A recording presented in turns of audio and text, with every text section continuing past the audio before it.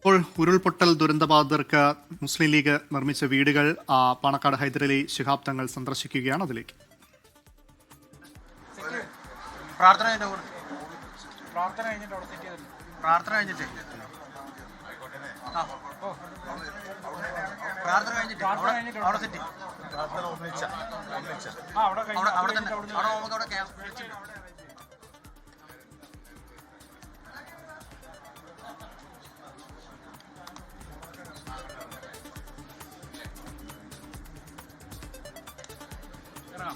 മുണ്ടക്കൈ ചൂരൽമല ദുരന്തബാധിതർക്കായി മുസ്ലിം league നിർമ്മിച്ചു നൽകിയ വീട്, ആ വീട് ഇപ്പോൾ മുസ്ലിം ലീഗ് അധ്യക്ഷൻ സാദിഖ് ശിഹാബ് തങ്ങൾ, പി കെ കുഞ്ഞാലിക്കുട്ടി അടക്കമുള്ളവർ സന്ദർശിക്കുകയാണ്. നമുക്കറിയുന്ന പോലെ തന്നെ പുനരധിവാസം നടപ്പിലാക്കിയ ശേഷം ഈ പറഞ്ഞ ദുരന്തബാധിതർക്ക് നൽകുന്ന കൈമാറുന്ന ആദ്യത്തെ ടൗൺഷിപ്പ് കൂടിയാണ്, ആദ്യത്തെ വീടുകൾ കൂടിയാണ് ഇപ്പോൾ ലീഗിന്റെ വീടുകൾ. 51 വീടുകളാണ് ലീഗ് ഇത്തരത്തിൽ ദുരന്തബാധിതർക്ക് കൈത്താങ്ങായി നൽകിയത്. ഇപ്പോൾ കാളിദാസൻ ചെയ്യുന്നു. കാളിദാസൻ, മുണ്ടക്കൈ ദുരന്തബാധിതരെ സംബന്ധിച്ചിടത്തോളം, അവരെ അവശേഷിച്ചവരെ സംബന്ധിച്ചിടത്തോളം അവർക്ക് ലഭിക്കുന്ന ആദ്യത്തെ വീടെന്ന പ്രത്യേകത കൂടി, ആദ്യ ടൗൺഷിപ്പ് എന്ന പ്രത്യേകത കൂടി ലീഗിന്റെ ഈ വീടുകൾക്കുണ്ട്. എന്താണ് ഇനിയുള്ള ചടങ്ങുകൾ?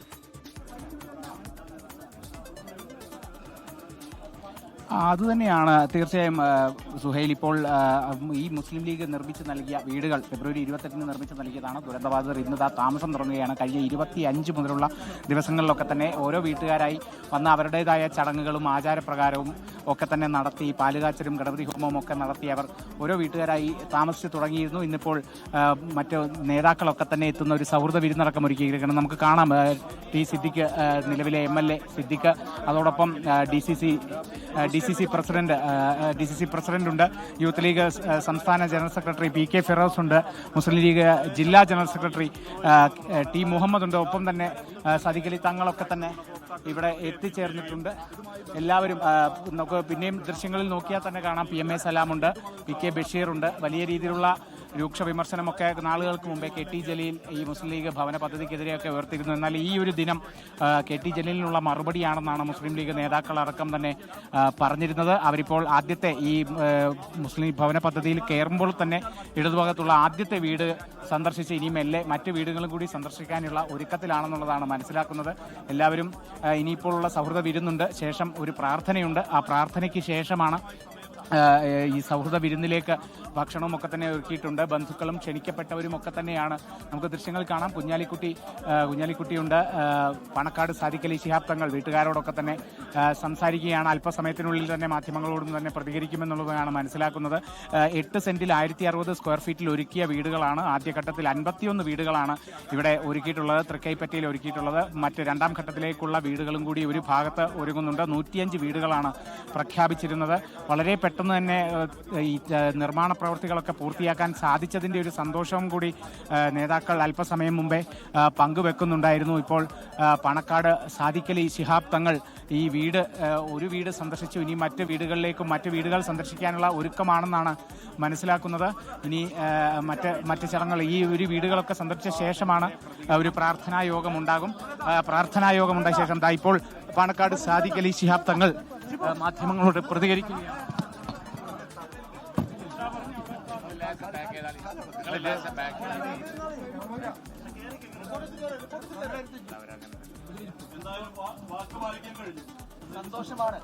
തീർച്ചയായിട്ടും നമ്മൾ കഴിഞ്ഞ ഉരുൾപൊട്ടൽ ഉണ്ടായ ആ സമയത്ത് തന്നെ ഞങ്ങൾ പറഞ്ഞിരുന്നു, ഉരുൾപൊട്ടലിന് വിധേയരായവർക്ക് അതിൽ ബുദ്ധിമുട്ട് വന്നിട്ടുള്ളവർക്ക് വീടെടുത്തു കൊടുക്കും എന്ന് മുസ്ലിം ലീഗ് പ്രഖ്യാപിച്ചു. അതുപോലെ കഴിഞ്ഞ മാസം നമുക്ക് അത് കൈമാറാൻ സാധിച്ചു. ഇന്നിപ്പോൾ അതിലെ ഇവിടുത്തെ അവകാശികൾ അവർ വീട് താമസം ഇങ്ങോട്ടേക്ക് മാറ്റുകയാണ്. അവരുടെ ഗൃഹപ്രവേശമാണ് ഇന്ന്. അപ്പോൾ ആ ഒരു സന്തോഷം പങ്കുവെക്കാനാണ് ഞങ്ങളൊക്കെ വന്നിട്ടുള്ളത്. ഇവരൊക്കെ വ്യക്തിപരമായിട്ട് തന്നെ ഞങ്ങളൊക്കെ ക്ഷണിച്ചു. ഇവരുടെ സന്തോഷത്തിൽ പങ്കെടുക്കണം, അവരുടെ ആ സൽക്കാരത്തിൽ ഞങ്ങൾക്ക് പങ്കെടുക്കണം എന്ന് ഞങ്ങൾ ക്ഷണിച്ചതിനനുസരിച്ചാണ് ഞങ്ങൾ വന്നത്. വലിയ സന്തോഷമുണ്ട്. ഏതായാലും അവർക്കൊക്കെ ഏറ്റവും മനോഹരമായ വീട്, മറ്റ് സൗകര്യങ്ങൾ ഇതൊക്കെ തന്നെ ഏർപ്പെടുത്തി കൊടുക്കുവാൻ ഞങ്ങൾക്ക് സാധിച്ചിരിക്കുന്നു. ഞങ്ങളെ ഇതിനുവേണ്ടി സഹായിക്കാൻ സമൂഹത്തിൻ്റെ നാനാ തുറകളിൽപ്പെട്ട ആളുകൾ മുന്നോട്ട് വന്നിട്ടുണ്ട്. അതൊക്കെ സമാഹരിച്ചുകൊണ്ടാണ് ഇപ്പോൾ 51 വീടുകളുടെ പണി പൂർത്തീകരിച്ചിട്ടുള്ളത്. ഇനി ബാക്കി 54 വീടുകളുടെ പണി നടന്നുകൊണ്ടിരിക്കുകയാണ്. ഏതാ മെയ് മാസത്തോടു കൂടി ഞങ്ങൾക്ക് അത് പൂർത്തീകരിക്കാൻ കഴിയും എന്നാണ് ഞങ്ങൾ വിശ്വസിക്കുന്നത്. ഏതായാലും ഈ സന്തോഷം വലിയ പ്രശംസ കൂടി ലീഗിന് കിട്ടുന്നുണ്ട്. പ്രത്യേകിച്ച് വാക്ക് പറഞ്ഞതുപോലെ പെട്ടെന്ന് പൂർത്തീകരിക്കാൻ കഴിഞ്ഞു. അതോടൊപ്പം തന്നെ എല്ലാ സൗകര്യങ്ങളോടും കൂടിയാണ് ഈ വീടൊക്കെ കൈമാറുകയും ചെയ്യുന്നത്. സർക്കാരിന്റെ ടൗൺഷിപ്പ് പോലും പൂർത്തിയാകുന്നതിന് മുൻപാണ് യഥാർത്ഥത്തിൽ ഇവിടെ കൈമാറി കഴിക്കാൻ. ഇതിപ്പോ നമ്മളൊക്കെ സ്വന്തം വീട് ഉണ്ടാക്കുമ്പോൾ നമ്മൾ പാലിക്കുന്ന സൂക്ഷ്മത ഉണ്ടല്ലോ, ആ സൂക്ഷ്മത ആണ് ഇതിൽ ഉണ്ടായിട്ടുള്ളത്. മുസ്ലിം ലീഗ് പ്രത്യേകമായ ഒരു സമിതിയെ അതിന് നിയോഗിച്ചു.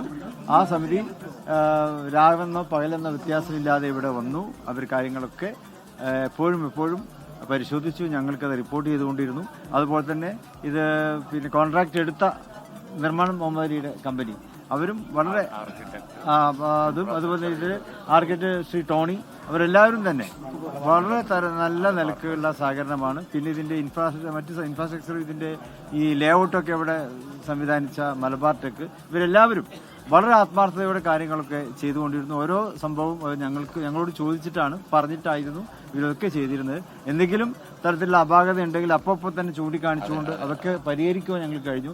ഏറ്റവും നല്ല നിർമ്മാണ സാമഗ്രികളാണ് ഇതിനൊക്കെ ഉപയോഗിച്ചിട്ടുള്ളത് എന്നുള്ളത് ഞങ്ങൾക്ക് അതിന്റെ ആശ്വാസം പകരുന്ന ഒരു കാര്യമാണ്.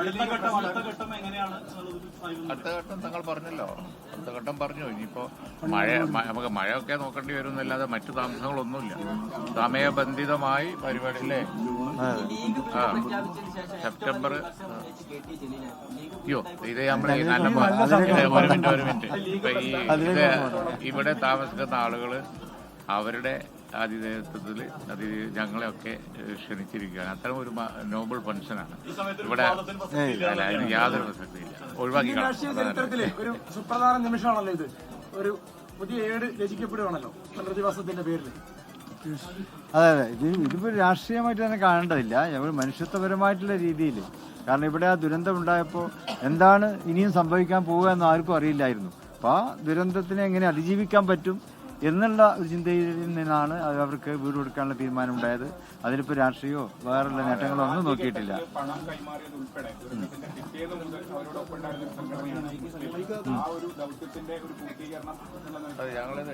അതെ, ഞങ്ങളൊരു ഒരു ക്രൗഡ് ഫണ്ടിങ് ആണ് ഉപയോഗിച്ചതിന്. അപ്പോൾ അതിന് ലോകത്തിന്റെ നാനാഭാഗങ്ങളിൽ നിന്നും ഞങ്ങൾക്ക് പ്രത്യേക ആപ്പ് ഉണ്ടായിരുന്നു. അതിലേക്ക് ഇത് സംഭാവനകൾ ഒഴുകി വന്നു. അതൊക്കെ സമാഹരിച്ചുകൊണ്ട് പെട്ടെന്ന് തന്നെ പണി തുടങ്ങാൻ പറ്റി. അല്പം താമസം ഉണ്ടായത് സ്ഥല ലഭ്യതയുടെ കാര്യത്തിലാണ്, അല്ലെങ്കിൽ കുറച്ച് നേരത്തെ ഉണ്ടായിരുന്നു. അതിന്റെ വിശ്വാസ്യത കീപ്പ് ചെയ്യാൻ വേണ്ടിയാണ് ഞങ്ങള് സ്ഥലത്തിന്റെ വില ഒന്നും കണക്കാക്കാതെ അതിന് സംസ്ഥാന തലത്തിൽ തന്നെ പ്രത്യേക സമിതി വെച്ചു.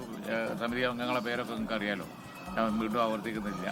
അതുപോലെ തന്നെ പാർട്ടി സെക്രട്ടറി, അതിന്റെ സമിതി ബഷീറിന്റെ ചെയർമാൻഷിപ്പിൽ എല്ലാ ഇവിടുത്തെ ജില്ലാ കമ്മിറ്റി, അവരെല്ലാവരും വളരെ ജനാധിപത്യപരമായി അവരൊക്കെ അങ്ങോട്ടും ഇങ്ങോട്ടും ചർച്ച ചെയ്ത് നല്ല ആർക്കിടെക്ചർ, ടോണി നമുക്കറിയാലോ കേരളത്തിൽ അറിയപ്പെടുന്ന, ഒന്നും കോംപ്രമൈസ് ചെയ്തിട്ടില്ല. നിർമ്മാൺ നല്ല കോൺട്രാക്ടർ, മലബാർ ടെക് ഇൻഫ്രാസ്ട്രക്ചർ ചെയ്ത്, അതാണ് ഞങ്ങളത് വളരെ വിശ്വാസത്തോടുകൂടിയാണ് ചെയ്തിരിക്കുന്നത്.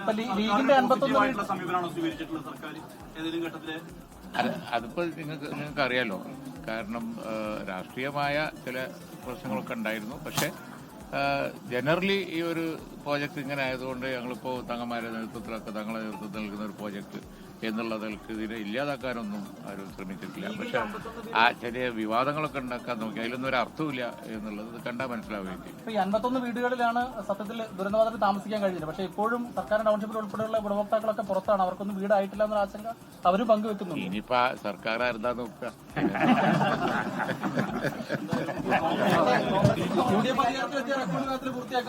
സർക്കാർ എന്ന് പറയുമ്പോ അതാരാന്നിപ്പോ 4-ാം തീയതി കഴിഞ്ഞാലല്ലേ അറിയുള്ളൂ.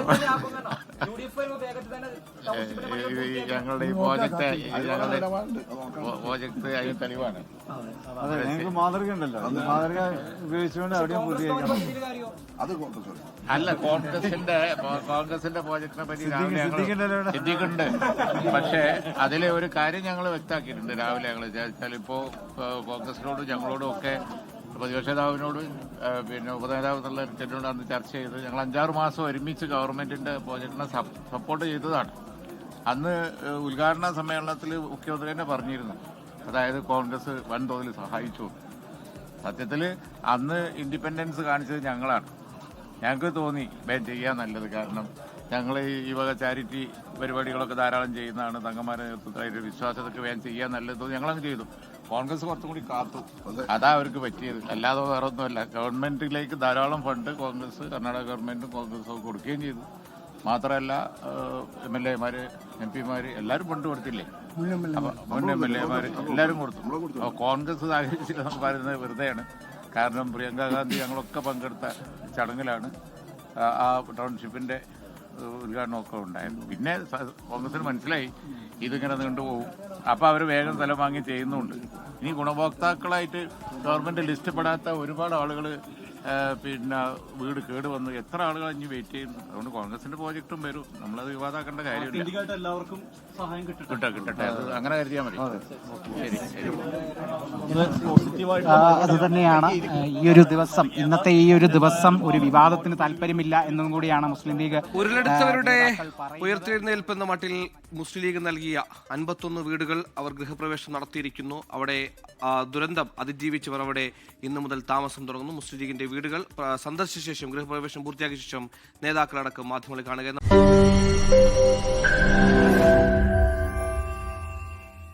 ലോകത്തെവിടെയായാലും ഏത് സമയത്തും 24 വാർത്തകളും ഓഗ്മെന്റഡ് റിയാലിറ്റി പാക്കേജുകളും എക്സ്പ്ലെയിനറുകളും വിശദമായി കാണാൻ ഞങ്ങളുടെ യൂട്യൂബ് ചാനൽ നിങ്ങൾക്ക് സബ്സ്ക്രൈബ് ചെയ്യാം.